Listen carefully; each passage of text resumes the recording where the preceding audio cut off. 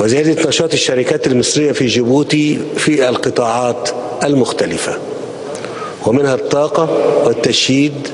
والبناء والدواء وغيرها، بالإضافة إلى تعزيز التعاون وتبادل الخبرات بين هيئة قناة السويس وهيئة مواني جيبوتي،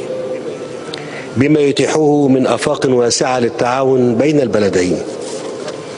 وقد اتفقنا أيضا على استمرار دعم مصر لشقيقتها جيبوتي على مختلف الأصعدة التنموية، وخاصة في مجال بناء القدرات والصحة والتعليم، وذلك من خلال الوكالة المصرية للشراكة من أجل التنمية، بما يساهم في تلبية احتياجات أبناء جيبوتي في شتى المجالات ويحقق تطلعاتهم التنموية. كما تعكس اتفاقات ومذكرات التفاهم التي تم التوقيع عليها اليوم في عدد من المجالات حرص البلدين على تعزيز التعاون المشترك والرغبة في دفعه نحو آفاق جديدة تحقق مصالح الشعبين الشقيقين.